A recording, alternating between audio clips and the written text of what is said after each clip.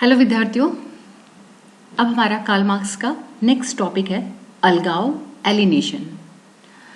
ये शब्द आपने सुना होगा जब कभी कुछ स्टूडेंट्स या कोई फैमिली मेम्बर कभी टेंशन में होते हैं या कुछ दिनों से उनका किसी काम में मन नहीं लग रहा होता, तो वो अलगाव शब्द का प्रयोग करते हैं।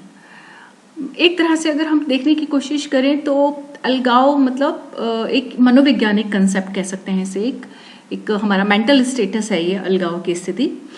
आ प्लस लगाव यानी अपनी फीलिंग से, अपने इमोशन से अलग हो जाना, उसको हम अलगाव कहते हैं। चलिए इसे हम विस्तृत रूप में पढ़ने की कोशिश करते हैं। जैसे कि मैंने कहा कि अलगाव एक मनोवैज्ञानिक अवधारणा है मूल रूप से, और मार्क्स से पहले इस अवधारणा को फिक्टे ने और हीगल ने प्रस्तुत किया था। मार्क्स ने इस कंसेप्ट को अपनी पुस्तक the economic and philosophical manuscript of 1844 एवं जर्मन आइडियोलॉजी में प्रयुक्त किया था, और वो अपनी इस प्रक्रिया के माध्यम से ये बताने का प्रयास करते हैं कि मनुष्य सामाजिक जीवन से कैसे पृथक हो जाता है, और जब ये पृथक्करण चरम रूप में पहुंच जाता है तो वह व्यक्ति खुद से भी पृथक हो जाता है। ये जो हमने अभी लाइन पढ़ी, इसको और क्लियर करेंगे हम अपनी नेक्स्ट स्लाइड में। यानी मार्क्स कहते हैं कि अलगाव शोषण की प्रक्रिया और वर्ग, इन तीनों के मध्य संबंध है।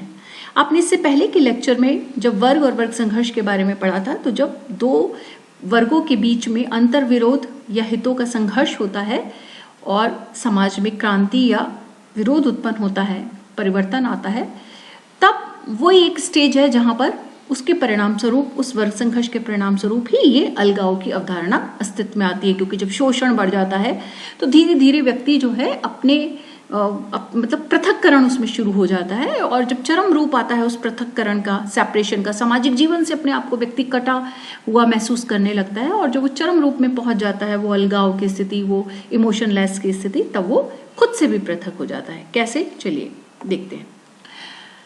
शोषक और शोषित यानी बुर्जुआ और सर्वहारा, दो जो वर्ग आपने पढ़े थे, उनके मध्य के संबंध अलगाव की प्रक्रिया को आधार देते हैं। यानी जैसे कि मैंने अभी बताया कि दो वर्गों के मध्य जो वर्ग संघर्ष या उनके बीच के जो अंतर विरोधी संबंध है, उनके परिणाम स्वरूप ही अलगाव की स्थिति उत्पन्न होती है। मार्क्स ने मानव सभ्यता में दो वर्गों की चर्चा की, आपने पढ़ा, और औद्योगिक क्रांति के बाद यानी जब मशीनें आई, पूंजीपति युग शुरू हुआ, तब पूंजीवादी युग शुरू हुआ, तो पूंजीपति और श्रमिक यानी बुर्जुआ और सर्वहारा वर्ग उभर कर आए। धीरे धीरे जब ये औद्योगिकीकरण प्रारंभ हुआ तो क्या हुआ कि श्रमिक अपनी पहचान खोने लगे और वो धीरे धीरे अपनी हर क्रिया से विमुख होने लगे, और उनका ये विमुख होना ही अलगाव को बताता है। यानी औद्योगिकीकरण और मशीनीकरण के प्रभाव के कारण व्यक्ति स्वयं मशीन बन जाता है, उसमें भावनाएं समाप्त हो जाती हैं और वो हर चीज को लाभ और हानि के नजरिए से देखने लगता है। ऐसे में वह समाज और समूह का हिस्सा भी नहीं रहता और स्वयं से भी अपरिचित हो जाता है। यानी पूंजीवाद का जब विस्तार होने लगता है, मशीनीकरण, औद्योगिकीकरण, ये जब अपनी चरम पर पहुंचने लगता है, यानी ये व्यक्ति पर हावी होने लगता है, और व्यक्ति जब ये व्यक्ति पर हावी होता है तो व्यक्ति स्वयं से पृथक होने लगता है, स्वयं से विमुख होने लगता है। अब ये देखिए, हमने यहाँ पर इस कंसेप्ट को और क्लियर करने की कोशिश की है कि ये अलगाव है। अलगाव में दो बेसिक टेनेंट है। कौन कौन से दो बेसिक कारक है? एक है पृथक्करण, एक अपरिचितता। एक है सेपरेशन, एस्ट्रेंजमेंट, पृथक हो जाना, और दूसरा अपरिचितता, एनोनिमिटी, अपने आप से परिचित हो जाना, दूसरों से अपरिचित हो जाना। यानी एक ऐसी स्थिति हमारे आसपास जब उत्पन्न होती है, या हमारे मन स्थिति ऐसी हो जाती है जब हर एक चीज से आप कटे से रहने लगते हैं, अपरिचित हो जाते हैं, उसमें कोई इमोशन, भावनाएं नहीं रहती, तब वो स्थिति अलगाव की स्थिति को व्यक्त करती है। अब अलगाव की स्थिति को जो है वो स्टेजेस ऑफ एलिनेशन के माध्यम से हम और क्लियर करते हैं। यानी अलगाव के चरण कह लीजिए, या उसके स्वरूप, या उसके स्तर कह लीजिए। ये चार प्रकार की स्थितियां हैं अलगाव से।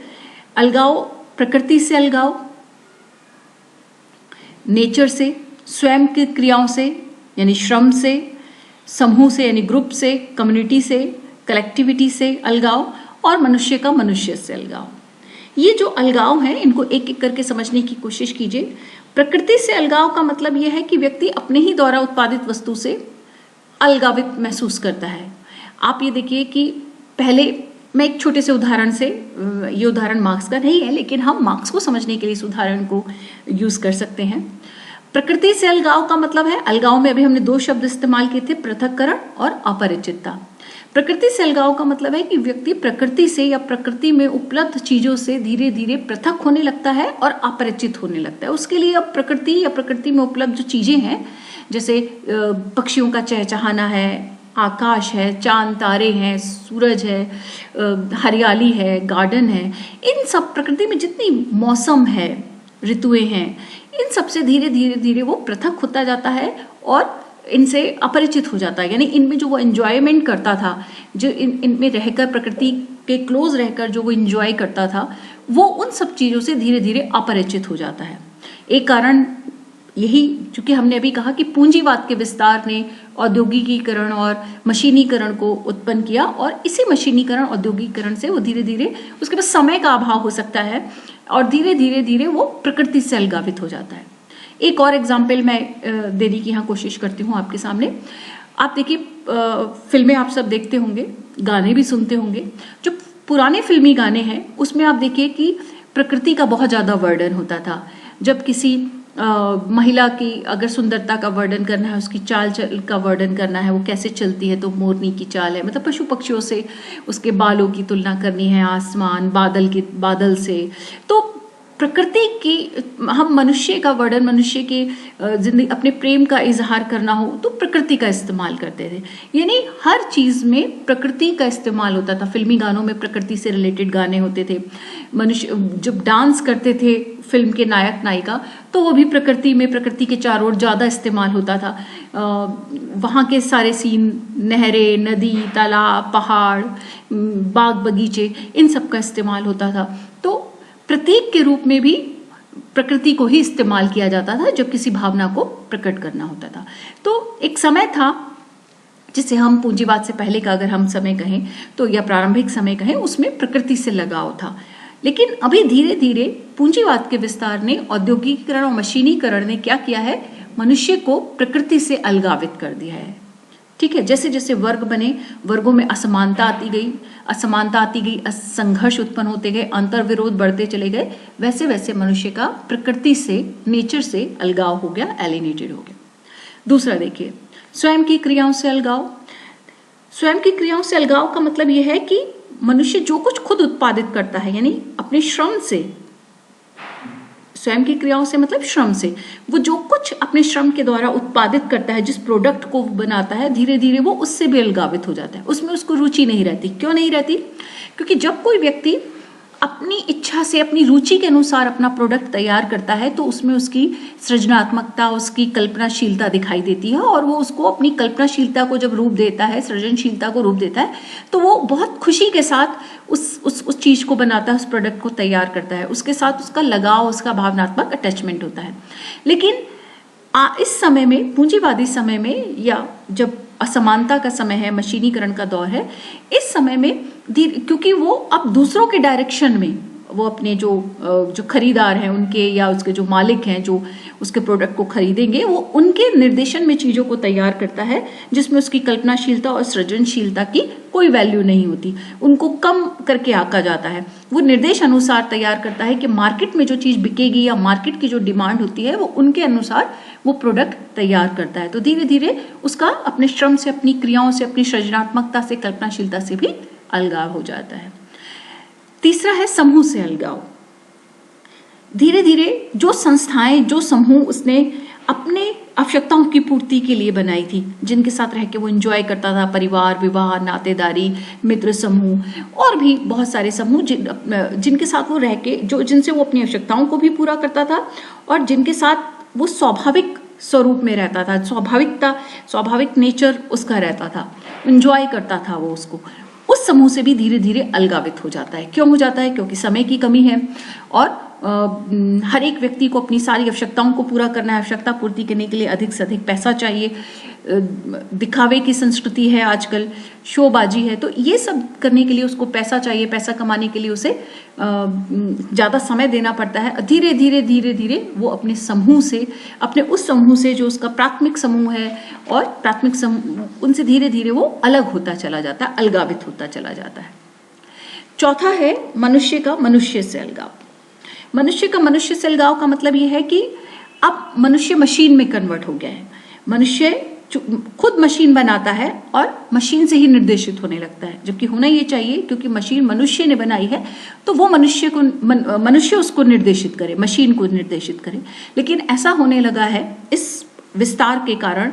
मार्क्स के हिसाब से ये जो पूंजीवाद का जो विस्तार हुआ है, इसके विस्तार ने मनुष्य को ही मशीन में कन्वर्ट कर दिया। अब मशीनें मनुष्य को कंट्रोल कर रही हैं। आप देख लीजिए हमारे आसपास जितनी भी मशीनें हैं वो अब मनुष्य को निर्देशित करती हैं। आप मनुष्य पे ट्रस्ट भले ही ना करें, लेकिन मशीन जो बताती है, कंप्यूटर आपको जो बताता है, वर्तमान मशीनें जो आपको, एडवांस मशीनें जो आपको बताती हैं, टेक्नोलॉजी जो आपको बताती है, आप उस पर ज़्यादा यकीन करते हैं। तो मनुष्य का मनुष्य से धीरे धीरे अलगाव होता जा रहा है, वो संवेदनहीन होता जा रहा है, व्यक्तिवादी अधिक होता चला जा रहा है, उसमें संवेदना, भावनाएं सब खत्म होती जा रही हैं और वो व्यक्तिवादी, सेल्फ सेंटर्ड होता जा रहा है, इंडिविजुअलिस्टिक कैरेक्टर उसमें ज्यादा आता जा रहा है और वो उपभोक्ता वस्तुओं को ज्यादा महत्व देने लगा है।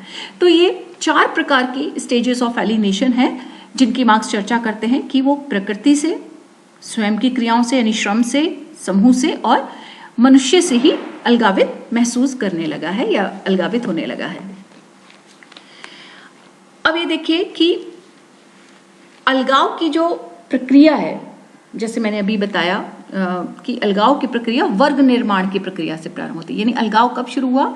जब वर्ग आया, यानी वर्ग कब आया? जब प्राइवेट प्रॉपर्टी आई, निजी संपत्ति आई, श्रम विभाजन आया, असमानता आई, तब वर्ग निर्माण आया। तो वर्ग जब निर्मित हुआ, वर्ग अस्तित्व में आया, तो असमानता और ज्यादा बढ़ी और शासक वर्ग द्वारा उत्पन्न की गई अधिसंरचना और उसका श्रमिक वर्ग के सामाजिक जीवन पर यांत्रिक उपयोग अलगाव को तीव्र करने लगा। यानी इसको और सिंपल वे में मैं आपको समझाती हूं।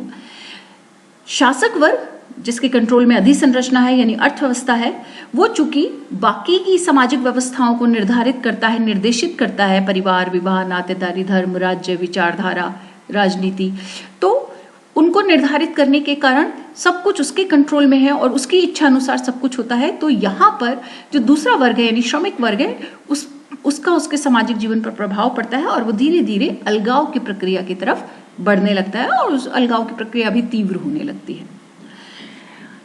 औद्योगिकरण और मशीनीकरण के प्रभाव के कारण व्यक्ति स्वयं मशीन बन जाता है और उसकी जो भावनाएं हैं वो धीरे धीरे समाप्त हो जाती हैं और वो हर चीज को, जैसे मैंने अभी यूज किया था, कि वो लाभ हानि के नजरिए से देखने लगता है। एक और मनोवैज्ञानिक हुए हैं, मतलब एक और 2 समाज वैज्ञानिक की हम यहाँ और चर्चा करते हैं, जैसे कि मैंने यहाँ पर लिखा है। एक है हर्बर्ट मर्क्यूजे जिन्होंने 1 डायमेंशनल मैन की चर्चा की। एक है मेल्विन सीमन।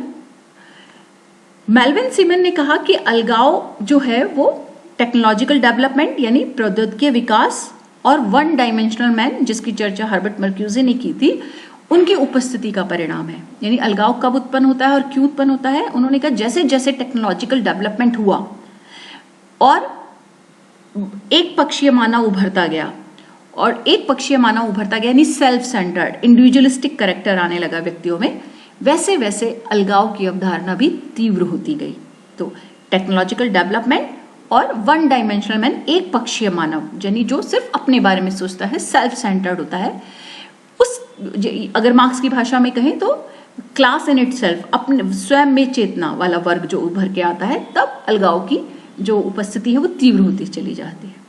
मेल्विन सीमन ने यहाँ पर कुछ विशेषताएं बताई जो अलगाव की प्रक्रिया का अंग है। कौन कौन सी? शक्तिहीनता, पावरलेसनेस, अर्थहीनता, मीनिंगलेस, पावरलेस, सामाजिक पृथक्करण, सोशल एस्ट्रेंजमेंट, प्रतिमानहीनता, नॉर्मलेसनेस और स्व अपरिचितता, सेल्फ एस्ट्रेंजमेंट। उन्होंने कहा ये जो 5 फैक्टर्स हैं, शक्तिहीनता, अर्थहीनता, सामाजिक पृथक्करण, प्रतिमानहीनता और स्व अपरिचितता, ये अलगाव की प्रक्रिया के अंग हैं। किसने कहा? मेल्विन सीमन ने। और इनका तर्क है कि मनुष्य अपने काम के दौरान अपना सम्मान और संतुष्टि खो देता है, यानी उसका सेटिस्फेक्शन, उसका सेल्फ एस्टीम खो देता है, और यही स्थिति अलगाव कहलाती है। यानी धीरे धीरे जब उसको अपनी लाइफ में, अपनी चीज़ों में, अपने श्रम में लगता है कि अब वो मीनिंगलेस है, सबसे कट गया है, पृथक हो गया है सामाजिक रूप से, और नॉर्मलेसनेस की कंडीशन आ गई है, खुद से अपरिचित हो गया है, तब जो है वो अपना सम्मान खो देता है, अपनी संतुष्टि खो देता है। क्यों? क्योंकि वो दूसरों के निर्देशन में काम कर रहा है, दूसरों की संतुष्टि के लिए काम कर रहा है, और ये स्थिति उसके अंदर अलगाव पैदा करती है। रॉबर्ट ब्लाउनर है, ये भी एक साइकोलॉजिस्ट है, जिन्होंने कहा कि शक्तिहीनता, पावरलेस, अर्थहीनता, मीनिंगलेस, और पृथक्करण और स्व अपरिचितता, ये 4 फैक्टर हैं जो अलगाव में शामिल होते हैं। यानी मेल्विन सीमन की तरह ये भी इस बात को स्वीकार करते हैं कि शक्तिहीनता, अर्थहीनता, पृथक्करण और स्व अपरिचितता, खुद से अपरिचित होना, अलगाव को उत्पन्न करता है। मार्क्स कहते हैं कि शासक और शासित दोनों ही वर्ग अलगाव का शिकार होते हैं। ऐसा नहीं है कि अलगाव का शिकार केवल शासित वर्ग यानी श्रमिक वर्ग होता है, नहीं। मार्क्स कहते हैं कि अलगाव की स्थिति, चूंकि एक मनोवैज्ञानिक स्थिति है, मेंटल स्टेटस से रिलेटेड है, इसलिए ये शासक और शासित दोनों ही वर्गों में दिखाई देती है। आपको याद होगा, आप कुछ उदाहरण याद कीजिए, जैसे कई बड़े बड़े जो उद्योगपति हैं या जो बिलियनियर मिलेनियर लोग हैं, वो क्या करते हैं, आपके समाज में बहुत सारे अपने आसपास ऐसे उदाहरण ढूंढने की कोशिश करिएगा, जब वो बिल्कुल पीक पे पहुंच जाते हैं, उन्होंने बहुत धन पैसा कमा लिया, वो वर्ल्ड में और एक कंट्री में अरबपति और खरबपति की लिस्ट में आ जाते हैं, उनमें शामिल हो जाते हैं और एक हाईएस्ट लेवल पे चले जाते हैं। उनको लगता है अब हमारे पास पाने के लिए कुछ नहीं, हमने सब कुछ पा लिया, वो सबसे अमीर व्यक्ति में शुमार हो जाते हैं। तब आपने देखा है उनमें भी अलगाव की स्थिति उत्पन्न हो जाती है। उनको भी ये महसूस होता है कि अब पाने के लिए कुछ है ही नहीं, अब करने के लिए कुछ है नहीं, क्योंकि उन्होंने सब कुछ पा लिया। तो धीरे धीरे उनमें भी पृथक्करण और ये अर्थहीनता, मीनिंगलेसनेस की स्थिति आ जाती है और वो भी अलगाव का शिकार हो जाते हैं। और फिर वो या तो अपनी सारी प्रॉपर्टी दान कर देते हैं, या फिर दान कर देते हैं, उसको त्याग देते हैं, और फिर कहीं शांति की खोज में निकल जाते हैं। तो ये भी एक अलगाव की स्थिति है। तो इसलिए ये नहीं कह सकते कि अलगाव की स्थिति केवल श्रमिक में या मजदूर वर्ग में ही आती है, किसी एक वर्ग में आती, नहीं, ऐसा नहीं है। अलगाव शासक वर्ग में भी हो सकती है और शासित वर्ग में भी उत्पन्न हो सकता है, यानी बुर्जुआ भी इसका शिकार हो सकता है और सर्वहारा भी इसका शिकार हो सकता है, दोनों ही वर्गों में ये उत्पन्न होता है। ऐसे ही हम स्टूडेंट की बात करें, ये जो आत्महत्या का कंसेप्ट है या आत्महत्या की अवधारणा है, ये कैसे आई? अगर हम इसकी बात करें तो जब व्यक्ति अलगावित यानी अपने आप को, वो स्टूडेंट जब कुछ करने का प्रयास करता है और वो नहीं कर पाता अपने मन की, या धीरे धीरे उसके प्रयास उसको विफल लगने लगते हैं, तब वो अर्थहीन, शक्तिहीन, सोशली आइसोलेटेड, ये सब उसमें आने लगता है और धीरे धीरे वो आत्महत्या की प्रवृत्ति की ओर चला जाता है। यानी ये भी अलगाव का ही एक रूप है। मार्क्स कहते हैं कि ऐसा नहीं है कि अलगाव से विलगाव की तरफ नहीं जाया जा सकता, अलगाव से विलगाव की प्रक्रिया भी संभव है। वो ये कहते हैं कि अलगाव से विलगाव की प्रक्रिया के प्रारंभ होने की जो अवस्था है वही क्रांति की अवस्था है। यानी जो मार्क्स कह रहे थे कि दो वर्ग के बीच संघर्ष होता है, अंतर्विरोध होता है, और उस अंतर्विरोध के परिणाम स्वरूप संघर्ष होगा, क्रांति होगी और परिवर्तन आएगा, यानी समाज में बदलाव आएगा। सेम यही चीज यहाँ पर हम कह रहे हैं कि जब मनुष्य के अंदर अंतर्विरोध चलते हैं, उस अंतर्विरोध के दौरान ही ये अलगाव की प्रक्रिया उत्पन्न होती है। पर धीरे धीरे जब वो उस अलगाव के प्रतिक्रिया करता है, यानी उससे जीत जाता है, उससे बाहर उबर जाता है, तो धीरे धीरे वो विलगाव की तरफ बढ़ने लगता है। यानी वो अपने विचारों में संशोधन करता है, परिमार्जन करता है और एक नवीन अवस्था में यानी अलगाव से विलगाव की तरफ चला जाता है। और अलगाव की प्रक्रिया जब आती है तो वो वापस से क्रिएटिव, सृजनशील, कल्पनाशील यानी सामूहिकता का एक हिस्सा बन जाता है। तो अलगाव की जो स्थिति है, ऐसा नहीं है उससे छुटकारा नहीं पाया जा सकता, लेकिन उससे छुटकारा पाने के लिए वो उस स्थिति से उसको गुजरना पड़ता है और वो जो वर्तमान स्थिति से नवीन स्थिति की तरफ मूव करना होता है और वो वर्ग संघर्ष और क्रांति की अवस्था से होकर गुजरती है। उसके परिणाम स्वरूप वो अपने विचारों पे परिमार्जन करता है, अपने विचारों में परिमार्जन करता है, संशोधन करता है और नवीन स्थिति को प्राप्त करता है, यानी नवीन स्थिति की तरफ जाता है, विलगाव की तरफ जाता है। ठीक है, तो ये एक अलगाव की स्थिति कैसे उत्पन्न हुई, वर्ग संघर्ष के परिणाम स्वरूप उत्पन्न होती है। ये एक ट्रांजिस्टरी फेज है, एक संक्रमणकालीन स्थिति है जो वर्ग संघर्ष के दौरान होती है, इसीलिए वर्ग संघर्ष, शोषण और वर्ग से इसका संबंध जोड़ा मार्क्स ने और बताया कि कैसे अलगाव उत्पन्न होता है, कैसे अलगाव को हर्बर्ट मिर्ग्यूजे ने वन डायमेंशनल मैन का कंसेप्ट से जोड़ा, मेल्विन सीमन और रॉबर्ट ब्लाउनर ने इसको पृथक्करण, अर्थहीनता, शक्तिहीनता से जोड़ा, अपरिचितता से जोड़ा। तो ये सारे पक्ष मार्क्स के अलगाव को और मजबूती देते हैं और बताते हैं कि किस तरह से औद्योगिकीकरण, मशीनीकरण का जो बढ़ता हुआ प्रभाव है वो अलगाव की प्रक्रिया को तीव्र करता है। उम्मीद करती हूँ बच्चों ये समझ में आया होगा। कोई भी डाउट हो तो आप लोग पहले की तरह चैट बॉक्स में लिख सकते हैं, मैं आपका समाधान करने का प्रयास करूंगी। Thank you.